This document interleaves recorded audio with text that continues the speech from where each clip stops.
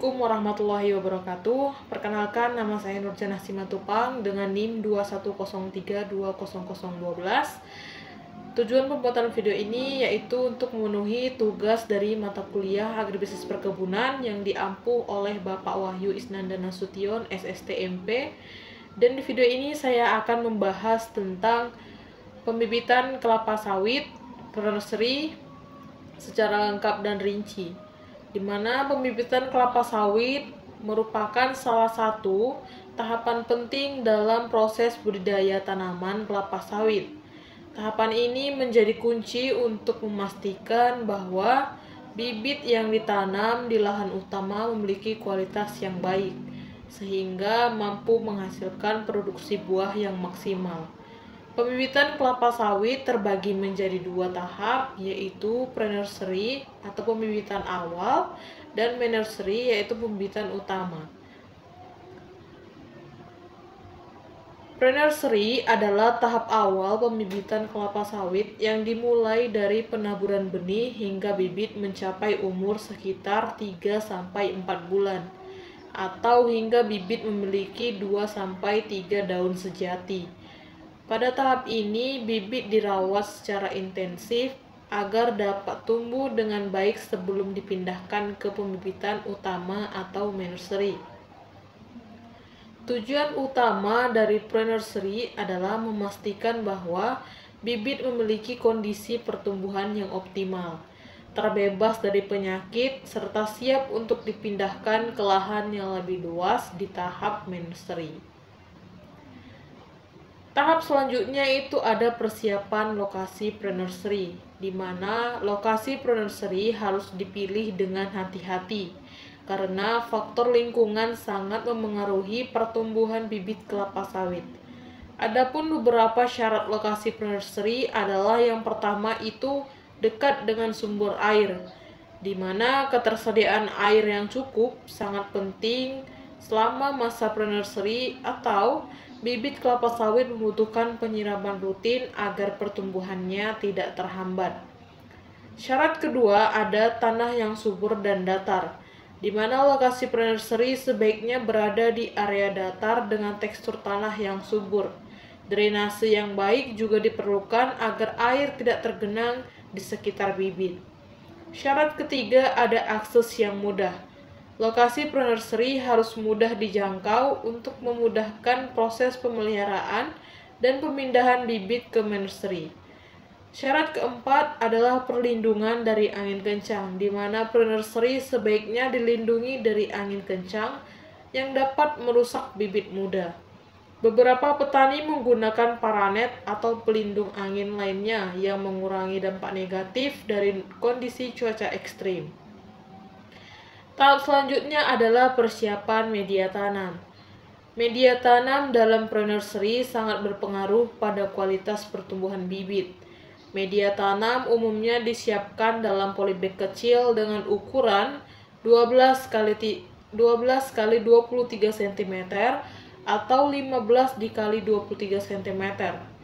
Bahan-bahan media tanam yang digunakan itu yang pertama ada tanah topsoil atau tanah lapisan atas yang kaya akan bahan organik menjadi komponen utama media tanam. Tanah ini sebaiknya gembur dan memiliki kemampuan menyerap air yang baik. Yang kedua ada pasir, di mana pasir ditambahkan untuk meningkatkan aerasi dalam media tanam, sehingga akar bibit dapat tumbuh lebih optimal dan tidak tergenang air. Yang ketiga ada pupuk kandang. Pupuk kandang yang sudah matang dapat digunakan untuk menambah unsur hara pada media tanam. Pupuk ini membantu mempercepat pertumbuhan bibit selama tahap pre-nursery.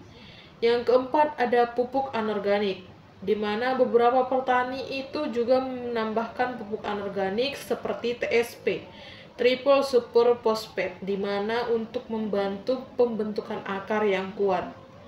Setelah media tanam disiapkan, polybag harus diisi dengan media tersebut dan disusun ke lokasi pre-nursery dengan jarak yang cukup agar bibit mendapatkan sinar matahari yang merata. Tahap selanjutnya itu ada pemilihan benih. Pemilihan benih kelapa sawit yang berkualitas adalah langkah awal yang sangat penting dalam pembibitan. Benih yang baik biasanya berasal dari sumber terpercaya, seperti perusahaan pembibitan resmi atau institusi penelitian pertanian. Benih unggul memiliki beberapa ciri, di mana yang pertama cirinya itu adalah tahan terhadap penyakit.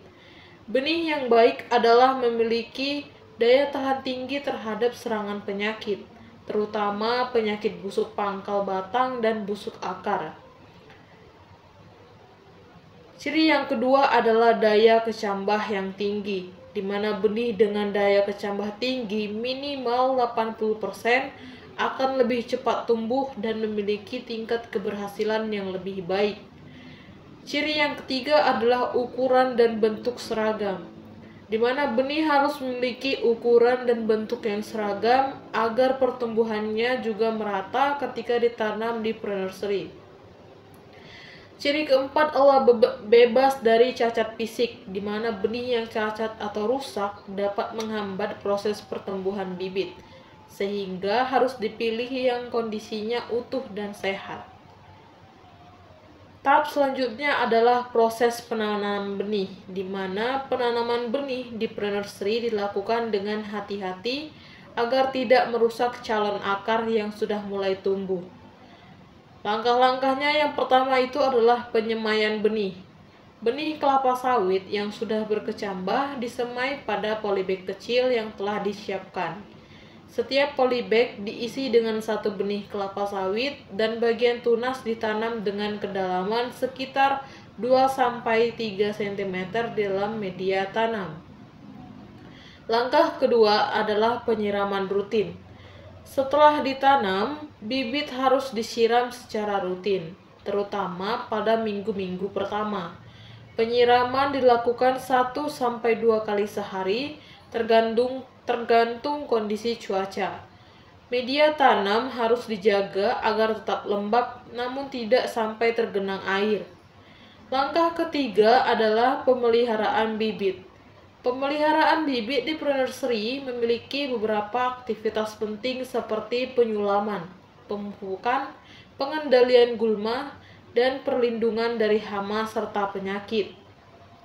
Yang pertama ada penyulaman, di mana bibit yang tidak tumbuh normal atau mati harus segera disulam dengan benih baru agar tidak ada celah dalam deretan bibit.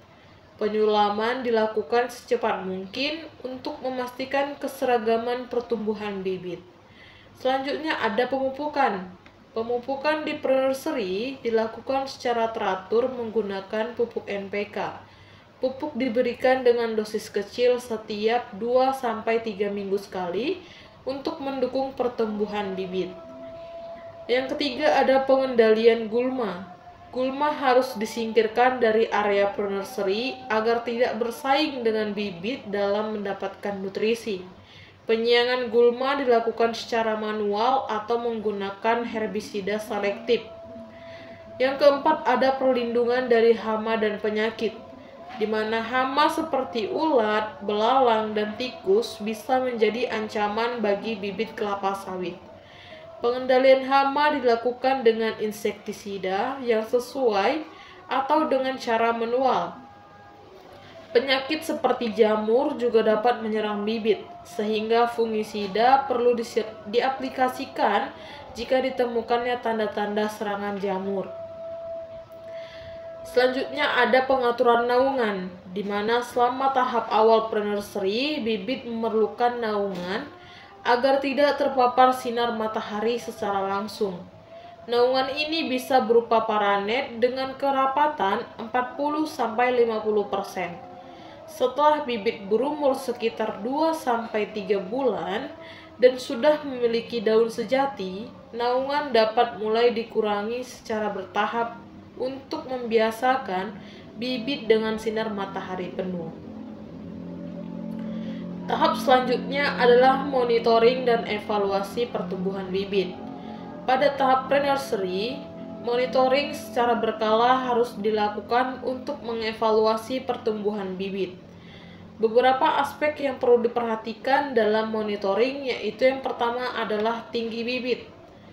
Bibit yang sehat akan menunjukkan pertumbuhan yang baik dengan peningkatan tinggi secara berkala. Idealnya, bibit pre-nursery akan mencapai tinggi sekitar 30-40 cm pada usia 3-4 bulan. Aspek yang kedua adalah jumlah daun, di mana bibit yang sehat seharusnya memiliki 2-3 daun sejati pada akhir masa pre-nursery. Daun tersebut harus terlihat hijau segar tanpa tanda-tanda kerusakan atau layu. Aspek ketiga adalah kondisi akar, di mana sistem perakaran harus sehat dan berkembang dengan baik. Akar yang kuat dan sehat akan memudahkan bibit untuk beradaptasi saat dipindahkan ke nursery. Aspek keempat yaitu respon terhadap pemupukan. Pemupukan yang dilakukan di pre-nursery harus memberikan hasil positif pada pertumbuhan bibit. Jika tidak ada perubahan signifikan, dosis atau jenis pupuk mungkin perlu disesuaikan. Tahap selanjutnya adalah persiapan pemindahan ke nursery, di mana setelah bibit kelapa sawit di pre-nursery mencapai umur 3-4 bulan dan telah memenuhi kriteria pertumbuhannya yang baik, bibit siap untuk dipindahkan ke nursery. Sebelum dipindahkan, ada beberapa hal yang harus diperhatikan. Yang pertama adalah penyiapan polybag besar. Polybag besar berukuran lebih besar, biasanya itu 40 x 50 cm. Harus disiapkan di nursery dengan media tanam yang sama seperti di pre-nursery. Yang kedua ada penyiraman bibit sebelum pemindahan. Bibit harus disiram sebelum dipindahkan agar tanah di dalam polybag tetap lembab dan agar akar tidak rusak saat proses pemindahan. Yang ketiga ada proses pemindahan dengan hati-hati. Pemindahan bibit dilakukan dengan hati-hati agar akar tidak mengalami kerusakan. Bibit diambil bersama polybag kecilnya, kemudian dipindahkan ke polybag besar di nursery. Tahap selanjutnya adalah pentingnya manajemen pre-nursery dalam budidaya kelapa sawit. Manajemen pre-nursery yang baik merupakan landasan penting dalam keberhasilan seluruh siklus budidaya kelapa sawit. Setiap detail mulai dari pemilihan benih hingga perawatan bibit selama 3-4 bulan pertama harus dilakukan secara teliti dan sistematis. Ada beberapa alasannya. Yang pertama adalah mempengaruhi pertumbuhan bibit di tahap berikutnya, di mana jika bibit kelapa sawit mengalami stres pada tahap pre-nursery, dampak negatifnya bisa berlanjut hingga ke nursery, atau bahkan setelah ditanam di lahan utama, bibit yang tidak tumbuh optimal di pre-nursery cenderung lebih lambat berkembang di nursery, yang akhirnya bisa mengurangi produktivitas tanaman di masa depan. Alasan kedua adalah menekan tingkat mortalitas, di mana pre-nursery yang dilakukan dengan baik dapat menekan tingkat kematian bibit. Bibit yang dibiarkan tanpa perawatan yang tepat, seperti penyiraman yang tidak teratur atau pemupukan yang salah, akan mengalami tingkat kematian yang tinggi. Ini bisa menyebabkan kerugian finansial yang signifikan bagi petani atau perusahaan perkebunan. Alasan ketiga adalah efisiensi biaya dan waktu. Melakukan pre-nursery dengan benar berarti efisiensi biaya dan waktu dalam jangka panjang. Bibit yang tumbuh sehat dari awal akan mengurangi kebutuhan penyulaman atau penggantian bibit yang gagal. Selain itu, perawatan yang intensif di pre-nursery membantu bibit siap menghadapi kondisi di nursery, sehingga waktu yang dibutuhkan untuk mencapai tahap siap tanam bisa dipersingkat. Tahap selanjutnya adalah teknik perawatan bibit secara intensif di pre-nursery. Pre-nursery memerlukan perawatan yang sangat intensif, mengingat bibit masih dalam tahap awal pertumbuhan dan sangat rentan terhadap berbagai faktor lingkungan.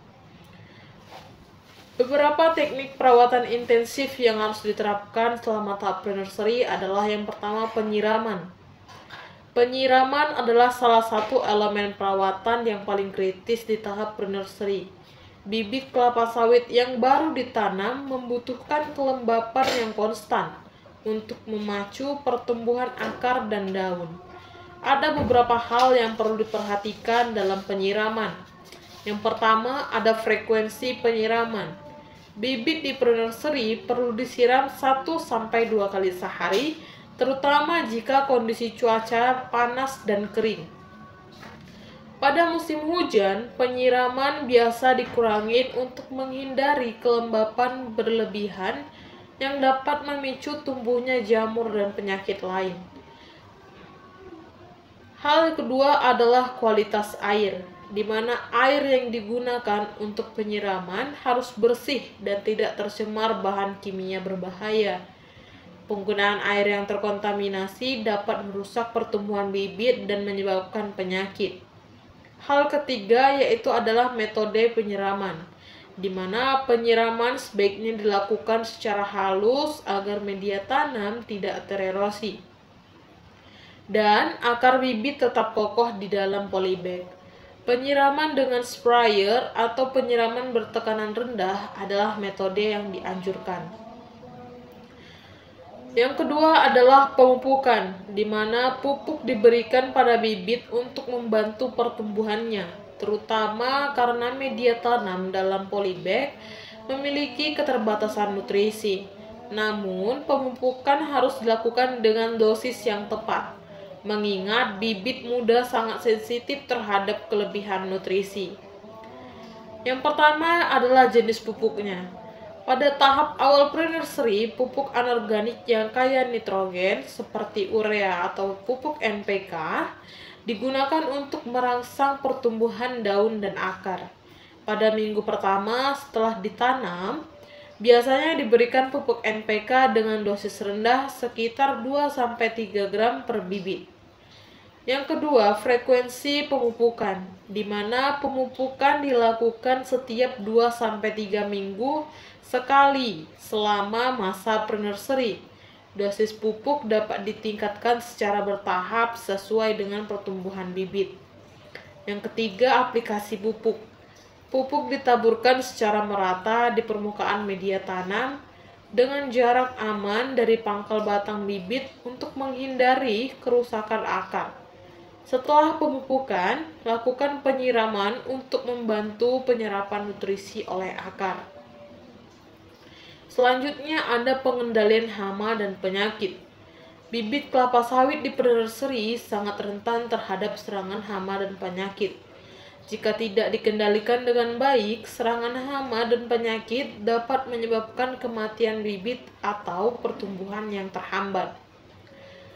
Ada beberapa langkah pengendalian hama dan penyakit yang bisa kita lakukan. Yang pertama adalah pemeriksaan rutin, di mana pemeriksaan rutin dilakukan secara setiap hari untuk mendeteksi tanda-tanda serangan hama atau penyakit pada bibit.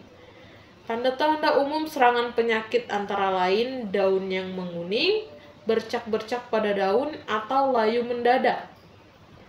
Yang kedua itu pengendalian hama secara fisik.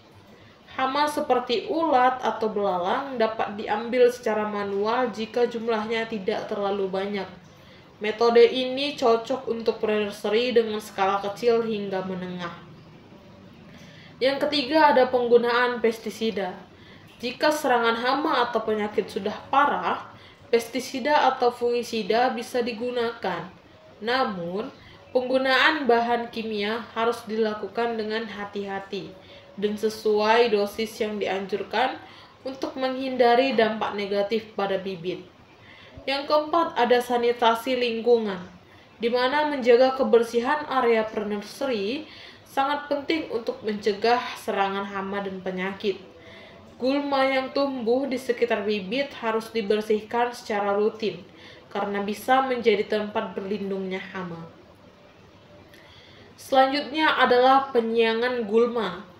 Gulma yang tumbuh di sekitar bibit dalam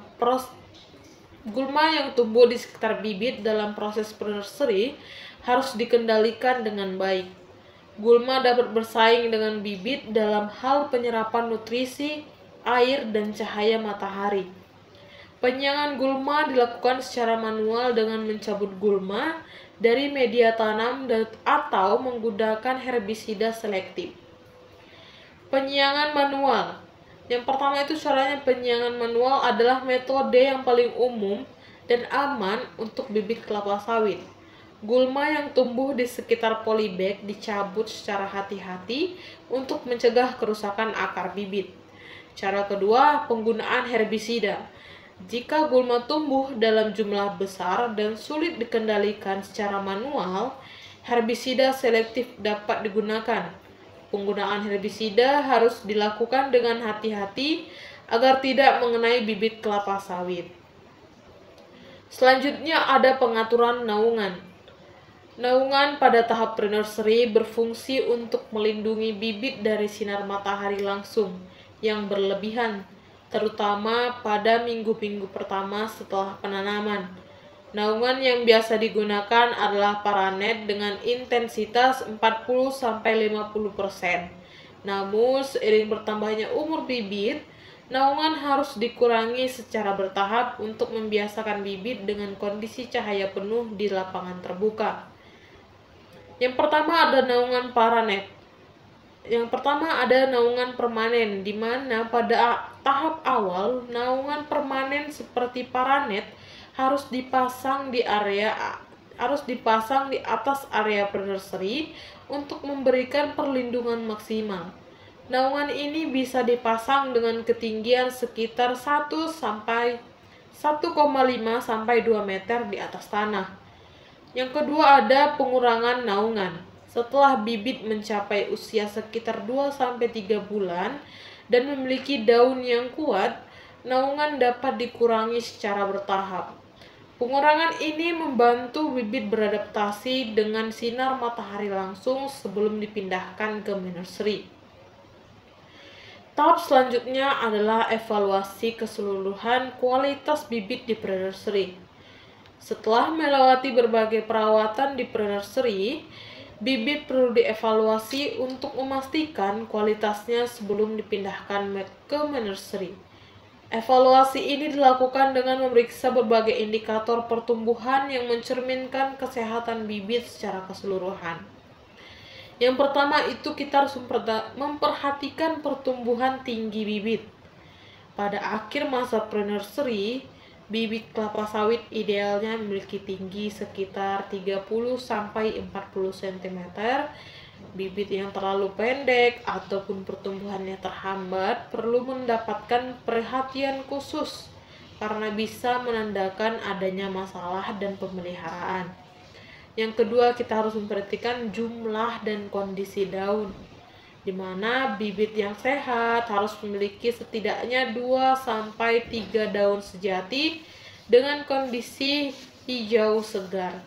Daun yang layu, menguning, atau rusak bisa menjadi indikasi bahwa bibit tersebut mengalami stres atau terkena serangan hama atau penyakit. Yang ketiga, kondisi sistem perakaran. Sistem perakaran yang kuat sangat penting untuk menunjang pertumbuhan bibit di tahap selanjutnya. Akar harus tumbuh dengan baik dan tidak terlihat kerusakan atau tanda-tanda busuk akar. Bibit dengan akar yang sehat akan lebih mudah beradaptasi ketika dipindahkan ke polybag besar di nursery. Selanjutnya ada tingkat kelangsungan hidup bibit, di mana bibit yang telah melewati tahap pre-nursery dengan baik seharusnya memiliki tingkat kelangsungan hidup yang tinggi, yaitu lebih dari 90 cm. Bibit yang tidak tumbuh normal atau mati selama tahap pre-nursery harus segera disulam dengan bibit yang baru agar tingkat keberhasilannya tetap tinggi. Tahap selanjutnya adalah teknik dan inovasi modern dalam pre-nursery kelapa sawit. Seiring dengan perkembangan teknologi pertanian, teknik dan inovasi baru terus dikembangkan untuk meningkatkan efisiensi dan kualitas dalam pembibitan kelapa sawit, terutama pada tahap pre-nursery. Beberapa metode dan inovasi modern dapat diterapkan untuk mempercepat pertumbuhan bibit. mengurangi resiko kegagalan, serta menghemat waktu dan biaya. Beberapa teknik modern yang dapat diterapkan dalam penursery kelapa sawit adalah yang pertama, menggunakan teknologi drip irrigation atau irigasi tetes. Irigasi tetes adalah salah satu inovasi dalam sistem penyiraman yang memungkinkan penyiraman lebih efisien dan merata. Pada bibit kelapa sawit, sistem ini bekerja dengan meneteskan air langsung ke akar bibit secara berkala dan teratur. Keuntungan dari teknologi ini adalah yang pertama, efisiensi air, di mana sistem irigasi tetes menggunakan air secara lebih efisien karena air ini disalurkan langsung ke akar tanaman tanpa banyak terbuang. Yang kedua, keuntungannya adalah penghematan tenaga, di mana sistem otomatis irigasi tetes mengurangi kebutuhan tenaga kerja untuk melakukan penyiraman manual setiap hari. Keuntungan yang ketiga adalah distribusi nutrisi yang merata, di mana irigasi tetes dapat dikombinasikan dengan sistem vertigasi, di mana pupuk dilarutkan dalam air dan langsung disalurkan ke akar bibit. Hal ini memungkinkan distribusi nutrisi yang lebih merata dan penyerapan yang lebih efektif oleh tanaman. Yang kedua, ada teknologi pemantauan kondisi lingkungan atau environmental monitoring. Pemantauan kondisi lingkungan di area pre-nursery sangat penting untuk memastikan bahwa bibit tumbuh dalam kondisi yang optimal. Dengan menggunakan sensor dan teknologi pemantauan otomatis, petani dapat memperoleh data real-time mengenai suhu, kelembapan, intensitas cahaya, dan kondisi tanah. Ada beberapa perangkat yang dapat digunakan adalah yang pertama, sensor suhu dan kelembapan. Sensor ini dapat dipasang di area pre-nursery untuk memantau suhu udara dan kelembapan relatif. Data yang dihasilkan dapat membantu petani menyesuaikan penyiraman dan memberikan perlindungan tambahan jika diperlukan. Perangkat kedua adalah alat pengukuran pH dan kelembapan tanah, di mana bibit kelapa sawit membutuhkan pH tanah yang seimbang serta kelembapan yang konstan untuk tumbuh dengan optimal. Dengan alat pengukur pH dan kelembapan tanah, petani bisa mengetahui kapan perlu melakukan penyiraman atau penyesuaian pH melalui pemupukan tambahan. Perangkat ketiga adalah sistem monitoring terintegrasi, di mana beberapa teknologi modern sudah menawarkan sistem pemantauan yang terintegrasi dengan aplikasi smartphone atau komputer. Petani dapat memantau seluruh kondisi area pre-nursery dari jarak jauh yang memungkinkan pengelolaan pembibitan yang lebih efisien. Selanjutnya ada penggunaan polybag berbahan ramah lingkungan. Penggunaan polybag dalam pre-nursery sudah menjadi standar dalam industri kelapa sawit. Namun dengan meningkatnya kesadaran akan lingkungan, beberapa perusahaan dan petani mulai beralih ke polybag yang berbahan ramah lingkungan, seperti polybag biodegradable. Polybag ini memiliki beberapa keunggulan, di mana yang pertama ramah dengan lingkungan. Polybag biodegradable terbuat dari bahan yang mudah terurai secara alami, sehingga mengurangi limbah plastik yang sulit terurai. Keunggulannya yang kedua adalah mempercepat proses pemindahan. Saat bibit dipindahkan ke nursery, polybag biodegradable tidak perlu dilepas. Bibit dapat dipindahkan beserta polybag dan polybag tersebut akan terurai dengan sendirinya di tanah, sehingga mengurangi resiko kerusakan akar. Yang selanjutnya adalah teknologi biostimulan dan pemacu pertumbuhan. Penggunaan biostimulan dan pemacu pertumbuhan adalah salah satu cara untuk meningkatkan kualitas bibit di pre-nursery. Biostimulan adalah senyawa alami atau sintetis yang berfungsi untuk merangsang pertumbuhan tanaman dengan cara memperbaiki struktur sel, meningkatkan penyerapan nutrisi, dan meningkatkan ketahanan terhadap stres lingkungan. Peningkatan daya tahan bibit, di mana penggunaan biostimulan dapat membantu bibit mengatasi stres lingkungan seperti perubahan suhu ekstrim, kekurangan air, atau serangan penyakit. Bibit yang dirawat dengan biostimulan cenderung lebih kuat dan sehat. Yang kedua ada aplikasi pemacu akar, di mana pemacu pertumbuhan akar dapat digunakan pada tahap awal pembibitan untuk mendorong perkembangan sistem akar yang lebih kuat dan luas.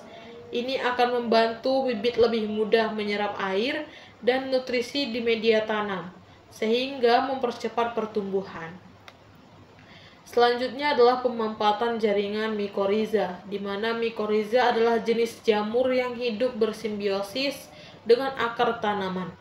Jamur ini membantu tanaman dalam penyerapan nutrisi, terutama fosfor, serta meningkatkan ketahanan terhadap penyakit.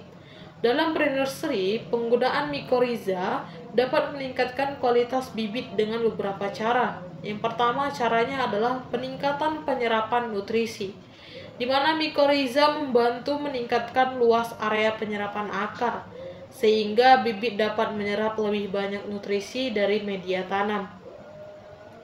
Cara kedua adalah meningkatkan ketahanan terhadap stres lingkungan. Mikoriza juga membantu bibit lebih tahan terhadap kondisi kekeringan atau serangan penyakit yang disebabkan oleh patogen tanah. Cara ketiga adalah pengaplikasian mikoriza, di mana mikoriza dapat diaplikasikan pada media tanam dalam bentuk granul atau larutan cair. Aplikasinya dilakukan bersamaan dengan penanaman benih, sehingga mikoriza langsung berkolonisasi dengan akar bibit sejak awal pertumbuhan. Selanjutnya adalah teknik sterilisasi media tanam. Sterilisasi media tanam merupakan salah satu langkah pencegah yang sangat penting untuk menghindari serangan penyakit dan hama di pre-nursery. Dengan sterilisasi, patogen yang mungkin ada di dalam tanah atau media tanam dapat dimusnahkan sebelum digunakan untuk pembibitan. Beberapa metode sterilisasi yang umum digunakan adalah yang pertama, sterilisasi panas atau solarisasi, di mana media tanam dijemur di bawah sinar matahari dengan menggunakan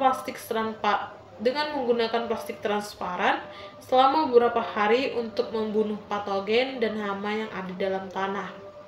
Yang kedua adalah sterilisasi uap, di mana metode ini menggunakan uap panas untuk mensterilisasi atau mensterilkan media tanam sebelum digunakan.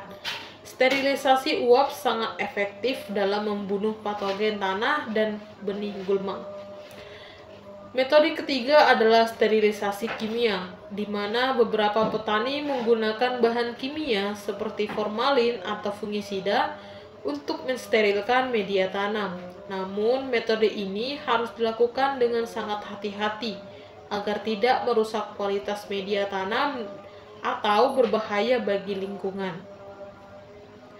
Selanjutnya adalah pengaruh iklim dan musim terhadap pre-nursery, di mana faktor iklim dan musim memainkan peran penting dalam tahap pre-nursery. Perubahan cuaca dan musim yang tidak dapat diprediksi dapat mempengaruhi pertumbuhan bibit kelapa sawit, terutama jika kondisi lingkungan tidak dikelola dengan baik. Ada beberapa aspek yang perlu diperhatikan terkait pengaruh iklim dan musim pada pre-nursery. Yang pertama itu adalah curah hujan. Curah hujan yang berlebihan dapat menyebabkan air menggenang di area pre-nursery, yang bisa memicu penyakit seperti busuk akar dan batang. Di sisi lain, musim kemarau yang berkepanjangan dapat menyebabkan kekeringan yang berbahaya bagi bibit muda, di mana solusinya adalah manajemen drainase. Di area pre-nursery harus memiliki sistem drainase yang baik untuk menghindari genangan air pada musim hujan.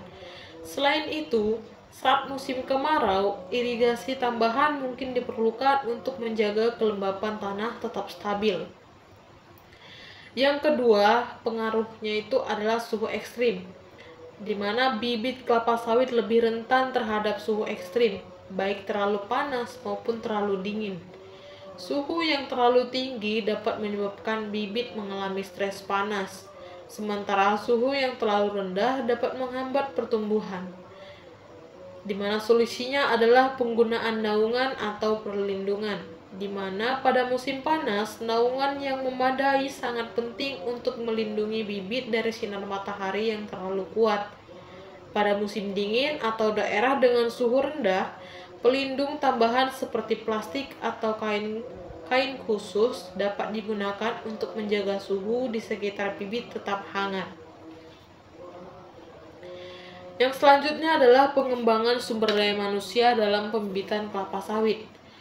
Salah satu aspek penting dalam keberhasilan proses pre-nursery adalah pengembangan sumber daya manusia yang terampil dan berpengetahuan.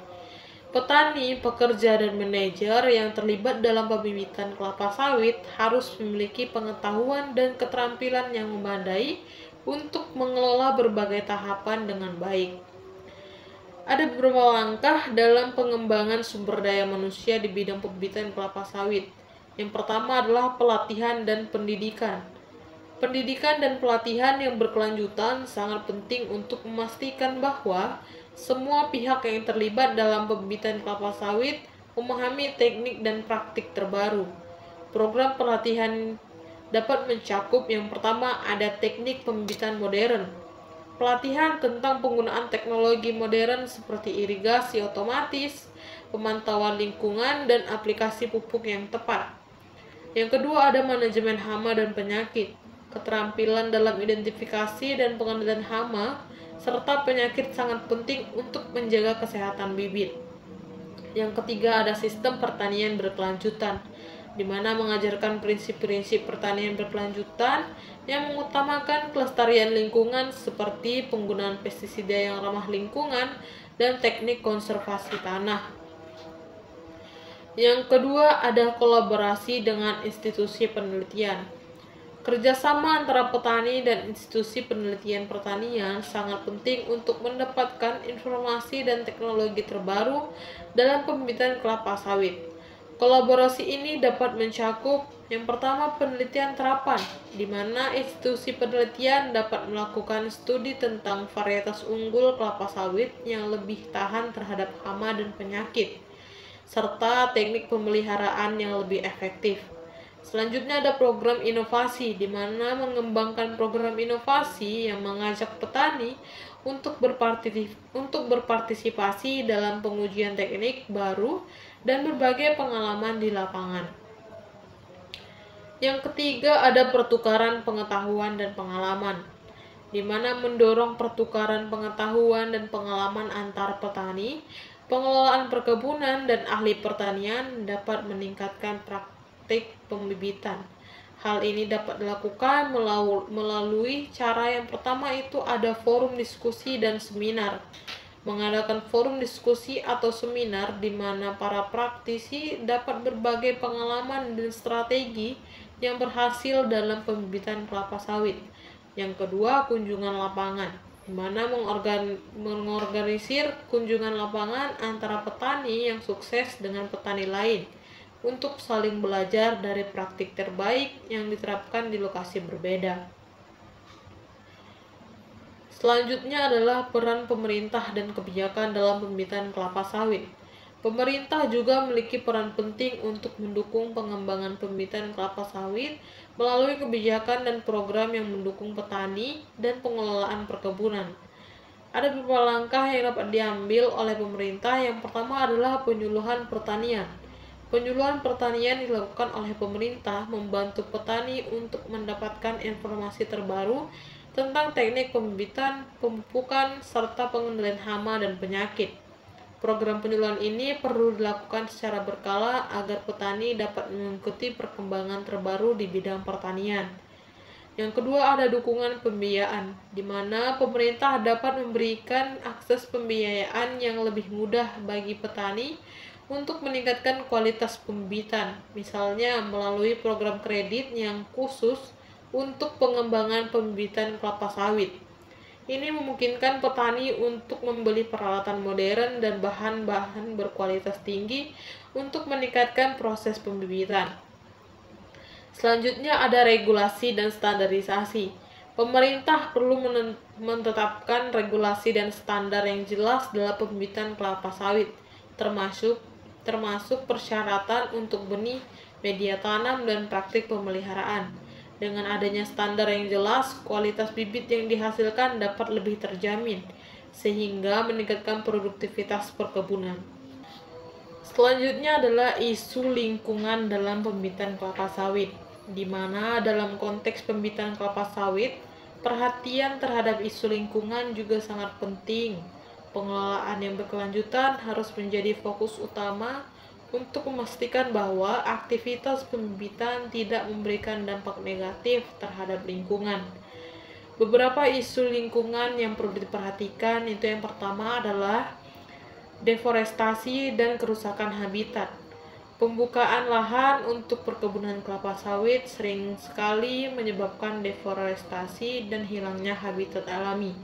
Oleh karena itu, penting untuk mematuhi prinsip-prinsip keberlanjutan dalam memilih lokasi pembibitan dan perkebunan. Selanjutnya ada penggunaan pupuk dan pestisida yang berkelanjutan, di mana mengurangi ketergantungan pada pupuk dan pestisida kimia harus menjadi perhatian utama dalam pembibitan kelapa sawit. Penggunaan pupuk organik dan metode pengendalian hama alami dapat membantu mengurangi dampak negatif terhadap ekosistem.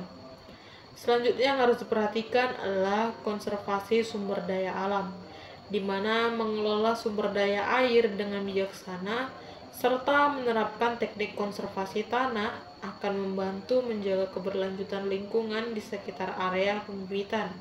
Program-program konservasi harus diintegrasikan ke dalam rencana pengelolaan perkebunan.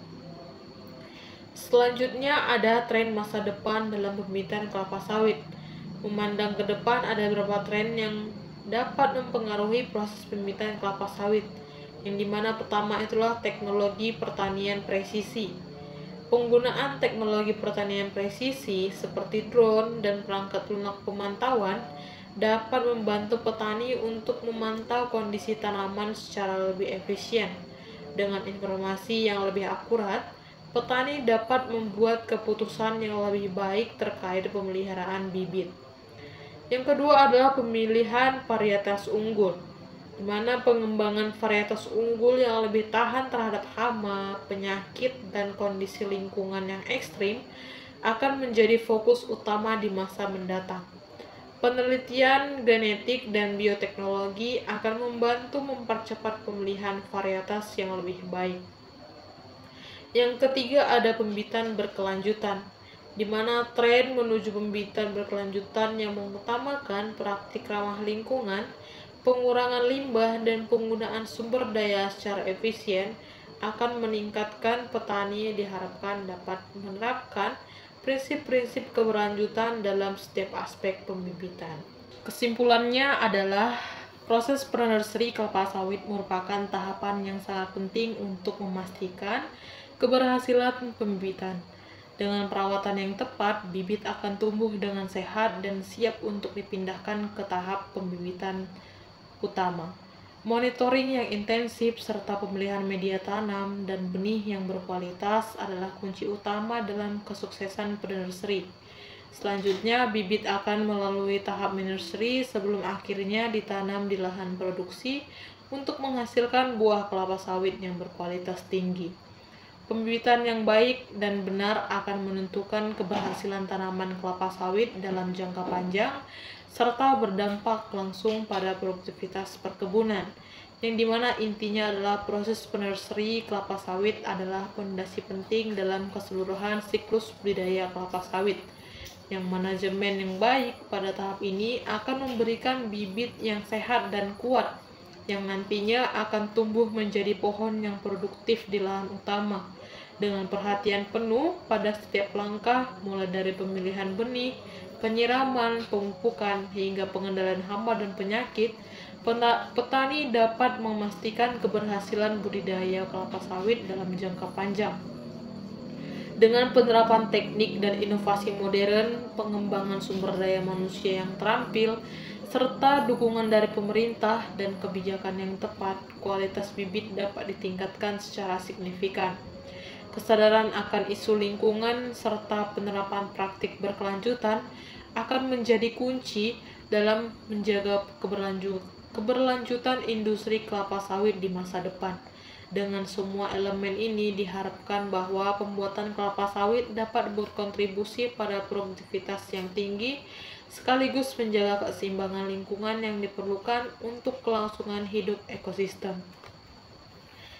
Sekian dari saya, jika ada salah kata saya mohon maaf, saya akhiri, terima kasih. Assalamualaikum warahmatullahi wabarakatuh.